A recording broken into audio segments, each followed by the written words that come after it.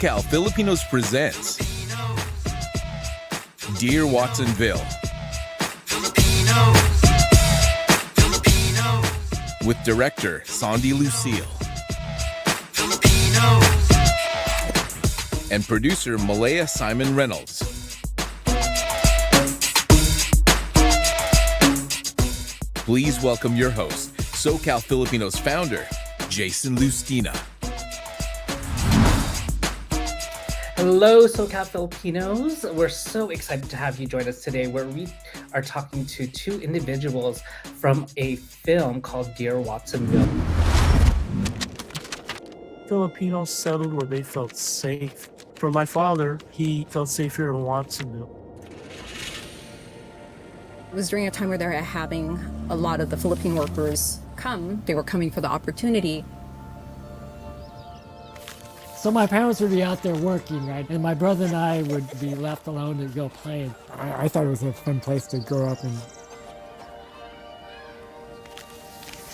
In America right now, there's a huge fight. I kind of think if people know our history, they're going to be rooting for the right side.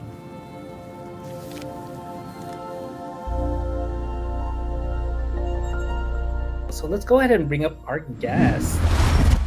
Thank you for having us. Yeah, thank you so much, Jason. Yeah, I'm happy to have both of you, Sondy and Meleia. I saw the preview. We posted on Instagram, and a lot of people are really interested in seeing the film. So I'm just excited to talk to both of you, about the background and how it came together. And, get to it later because people are asking if it's going to go on tour. So you have so much interest of Dear Watsonville, but let's get into both of you. Let's talk about who you are and and your background. Let's start with Sondy. My name's Sondy. I'm the filmmaker and director on the film Dear Watsonville. And I'm Meleia. I'm a producer on the film Dear Watsonville, and I am one of the curators for the exhibition Sowing Seeds Filipino American Stories from the Pajaro Valley, which is at the Santa Cruz Museum of Art and History, and that is where Dear Watsonville is being screened. Wonderful. And, I just want to talk a little bit more of into your background, Sondy. I'm tossing it over to you. How did you get into filmmaking?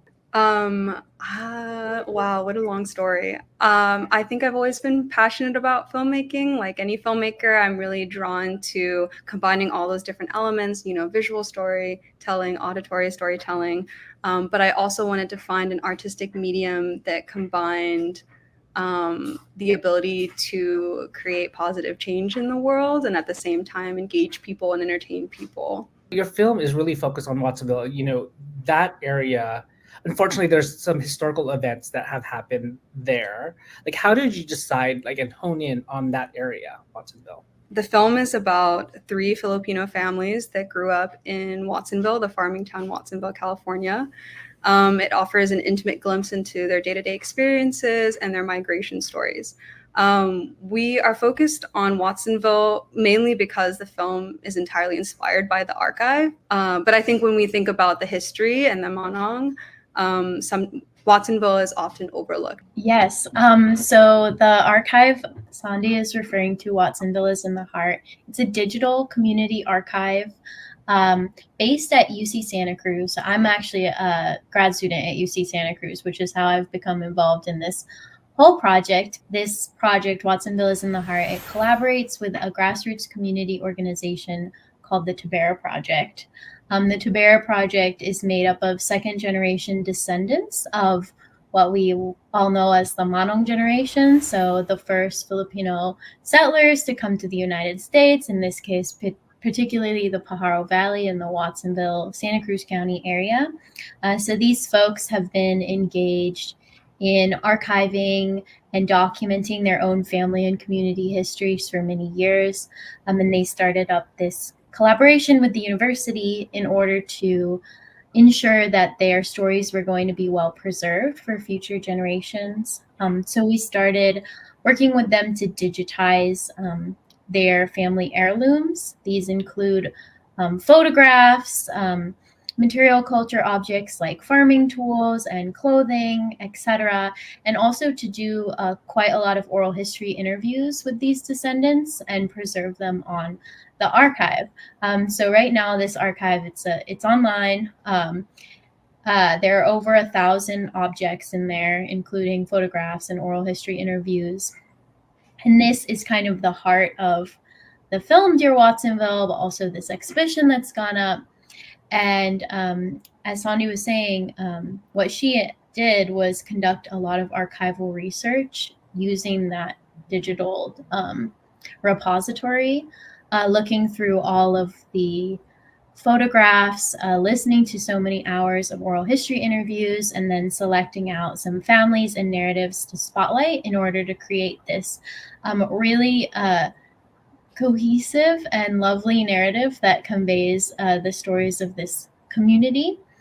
And really, as far as the connection between the film and the exhibition, when we were conceiving of the exhibition, we wanted to have artists showcased in the exhibition who would work with the archive in different ways, which is why we wanted Sondy to create something for us, because she has a passion for making films about using oral history interviews and using archival materials. So it worked out really well.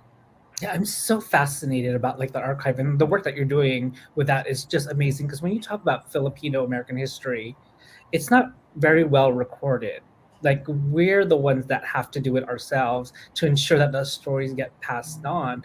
So like, is that something that's accessible? I know you said it's accessible online, but you said that you have like artifacts, like old farming tools. So will those ever be on display, or will there be an exhibit about it? I'm just curious. Oh, yes. So those artifacts some of them are currently on display in this exhibition, Sowing Seeds, where you can watch Dear Watsonville now. Some of the farming tools, for example, there's a short-handled hoe in the gallery that people can see. Other things like notebooks where people were taking meeting minutes during like Filipino social clubs, a recipe book from a Filipino American women's club. So these kinds of things are physically present in the exhibition, but we've also digitized them so people can look at them online if they can't come to Santa Cruz and look at the exhibit. We take pictures of them so people can see them. We make scans of the books and the photographs so people can look at them online. That's amazing. And out of curiosity, as you've gone through the archive and collecting these stories, was there something like special that like came out of like working with that? Oh yeah. I mean, this has been a project that's been going on since late 2020, early 2021. And it's just been so incredibly impactful to me personally, and to a lot of the other people who work on this project, who are primarily undergraduate students at UC Santa Cruz. And so what we do when we scan and digitize these objects, or we typically go to people's houses. So people will tell us that they want to make sure that their family histories are represented on the archive, and we'll arrange just like a time to come by. We typically spend like 4 to 6 hours at people's houses. And as we're doing this, we ask them for their stories and memories associated with each thing. And so we are incorporating their voice and their knowledge into the descriptions that we create for the archive. So it's really a process of co-creation, but in that process, we really make a lot of great relationships along the way. I think a lot of us who've worked on that aspect of the project have felt like we've gained a lot of aunties and uncles through the process. So I would say, yeah, that's probably the most meaningful. No, I love it. It's like true Filipino fashion, get people together. There's always food, but of course there's always the gossip. But the gossip that you're collecting, I mean, it's obviously important, historical. And that's something that I believe, like, as a community, that we need to start collecting. Whether if it's in Northern California or Southern California, we have such deep roots here, and those stories aren't being told. And the work, again, like I said, the work that you're doing is so important. So thank you for doing that. And then, kind of going back to the film, that's another piece, right? Talking about the history of Filipino Americans. I mean, what was the process in writing the script? So this is a documentary, so there was no pre-written script. But what I think is important and really cool about the film is that we use the oral history interviews that you can find in the archive right now. So those can be 1 to 2 to 3 hour long oral history interviews. And what we've done is we listen to all of them and we cut them up and rearrange them to tell this story in Dear Watsonville in 3 different vignettes. What I think is really special about that is that we have not manipulated the stories too much. It's just how they've been told in these oral history interviews, just condensed and rearranged using documentary editing. So the script was put together from the transcripts of these oral history interviews. So the backbone, the narration of the entire film is from those oral history interviews that are conducted by the archive and the manong descendants themselves. Yeah, and the style that you chose. We chose a mixed media approach, combining the hand-drawn illustrations from our wonderful lead illustrator, Lauren Song, and archival images from the archive because we wanted to highlight the importance of emotional memory. What really stood out to us when we were listening to all of the oral histories, but especially Joanne, Dan, and Manuel's, was how they felt about their parents, how they felt about certain events that took place, or certain scenes or things in their lives that they were playing back in their memory so vividly when they were doing this interview. And so we were trying to discover a visual language that might capture those emotions and those feelings. For example, in Joanne's story, she talks about this fishing trip where her dad comes back with this massive leopard shark. And so it left this huge impression on her. And so in the illustration, what we chose to do was emphasize the size of this fish. Like, it was just way larger than it would have been in real life. But it was just, it was to capture that emotion in that memory. And that's something we couldn't do just with live action or archival images. So that's why we thought combining those 2 types of images would be powerful and engaging and compelling, a way to tell these stories in a new way. As people are going to the museum, like, what do you want them to feel or walk away with after watching the film? I hope that for those who don't already know about the manong or this history, I hope it's a warm introduction to it. And for those who already are familiar with the manong and Filipino American history, I hope it adds something meaningful to the dialogue, to the conversation. I think that when we think about the manong and when we talk about this history, it's easy to focus on their arduous labor, their bachelor status, maybe the racism and violence they endured. And while those are important things to recognize and remember, it's equally crucial to remember them as full people, as husbands, as wives, as parents, as gardeners, as storytellers. So I hope that that's what this film does, is lovingly humanize them and offer a different way to remember them as well. It just contributes to the larger conversation about the manong. In addition to that, I hope that the film inspires viewers to document their own family history.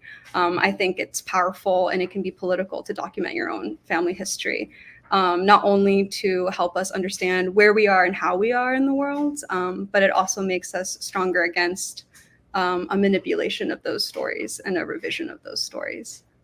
Could there be a part 2? Because I'm sure there's a lot more stories that could be told, especially with how many Filipinos that came over during that time. I would love to continue working on these kinds of projects, but I don't know. We'll see. To be continued. Yeah, to be continued. But of course, I'm always looking for Filipino stories to tell. I mean, it's obviously very meaningful to me. Yeah, and Filipino stories are now starting to come more to the forefront, which the work that you're doing is very important. So, like, say if somebody's watching and they want to get into filmmaking, what would you say to them? I think the path is different for different people. There's so many different ways in. If you have a vision, like, execute it in any way with just a little DSLR or just your iPhone. I think it's worth telling. And I don't know. I love looking through YouTube and seeing, like, independent films or, like, independently created videos that are kind of pushing the boundaries and stuff. So just get out there. Typical advice. I'll say like join fellowships, especially if you're an Asian American filmmaker or Pacific Islander filmmaker. There are fellowships that are specific for those groups of people, and those have been so impactful to me. Finding mentors through that network, and also, getting a little bit of funding to do small projects. So if you're in LA, Visual Communications has a fellowship called Armed with a Camera, and that was a wonderful experience for me. Is there a possibility of it going on tour, hitting the film festival circuit? Yeah, thank you for asking. Yeah, Dear Watsonville is in festivals. The festival that's coming up right now is the Asian American International Film Festival in New York City. So that takes place August 1st through August 11th. And we're so excited to be a part of that festival. So that's the latest news. When you think about Filipinos also outside of the Philippines, we have the largest population, right? Like up and down California. So I think it's just an important story to tell and show, so that way people could learn more. Because, when we put that little preview onto our Instagram account, we always get comments like, I did not know about it. So it's really important to get the word out. And again, like with the work that Meleia is doing, also archiving, it's so important because there's nobody else that's going to tell our story but us. I think this part of the reason why this was so meaningful and powerful, this experience, was because we collaborated with Meleia and Christina as producers. So we both are trying to tell the same story, but we approach it in different ways, like us as artists, filmmakers, and illustrators, and them as historians. And so I think that combination kept us really honest, and also, forced us to examine these stories in a new way and tell them in a new way that I think was really powerful for me, but also I think transform the film into something else, and like challenge the format of filmmaking and challenge the way we consume these stories in a positive way, in a great way. So that's been really nice. I mean, we're still new to, I'm still getting used to watching it in festivals. So I'm really excited to see how it's received and the conversations that it prompts with other Filipino Americans. That's what I'm most looking forward to. I am sure that people are going to be finding you and like saying, I have my story. I love to share it with you. So again, thank you. Let's go back to Santa Cruz. Let's share one more time of where it's being shown. I'm going to give that to you, Meleia. Yes, the film is on view currently at the Santa Cruz Museum of Art and History. Come by. If you're around the Central Coast or around the Bay Area, it's not too far. It is going to be there until the exhibition closes on August 4th. If we do, we have some ideas of traveling this exhibition, including the artwork. So hopefully we might be able to do that and bring it to some other museums as well. Well, it's summertime and people are taking vacations. Let's make that drive up. If you're from Southern California, NorCal, not too far from you. So let's make sure that we see this exhibition. Not much time left. I mean, when you think about it, we're already like in the middle of July. So there's only a couple more weeks to see this film. So before we end this, I want to give you both like the final word to our audience. So Sondy, I'm going to toss it out to you. Thank you for having us. We appreciate you sharing our trailer and sharing news about our film. We're so excited to talk to Filipino Americans about the film and just like contribute to the conversation about the manong and Filipino American history in general. Yes, thank you. Meleia. Yeah, thank you so much for having us. This is so exciting. I would say come out to see the film, come out to see the exhibition. And when you see the film, I hope that you're inspired to document your own family story. You can do it so easily. Get a scanner, scan those photos, record your conversations with your parents and your grandparents and your aunties and uncles. And I think that's the first step. It might inspire you to make something creative like it did for Sondy and her team. Your stories matter, and we need more of them, more Filipino American stories. Yes, and we all have a part in Filipino American history. We're all doing some type of work, and those stories need to be told. Where can they find you all on social so that way they can follow you? Yeah, so Dear Watsonville has an Instagram. It's just at Dear Watsonville, and you can find me at sondy.lu on Instagram. Yes, and follow Watsonville is in the Heart for updates on the archiving and exhibition project. It's wiith.ucsc on Instagram. Wonderful. Again, thank you so much for joining us in SoCal Filipinos. To all of you watching, we will see you next time. Have a good one, everybody.